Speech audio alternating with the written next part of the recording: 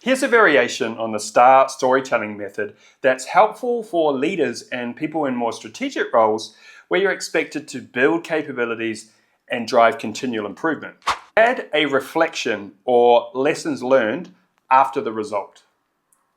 CARL is another framework for stories that stands for context, action, result, learning. To me, this is simply STARR with 2 R's, and that's how I've described this in my work with clients. I prefer the reflection term because it's not always a learning outcome.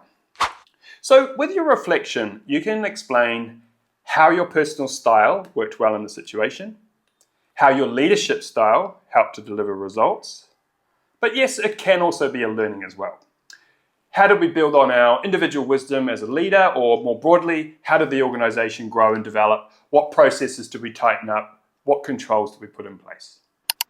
The technique of adding a reflection component is great to tie back to the language of the question right at the end, so you can address the key theme of the question really well. So, for example, at the end of your story, you might say, looking back, what worked really well was my early and frequent comms around the change management impacts and the way that I engaged the impacted team leaders one-on-one to get buy-in to support the change. So in that story example, you talked about leading change, you provided specific details, and you clearly described the result. And then you finish on a high by attributing the success to your personal communication style.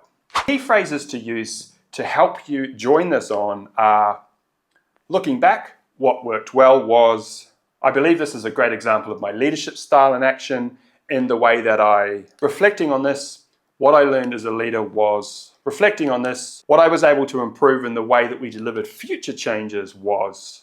It's quite simple to add these in, and it really enhances the conclusion of your story. Hope you found this useful, and hope you have a go at using the 2R STARR method to enhance the impact of your stories.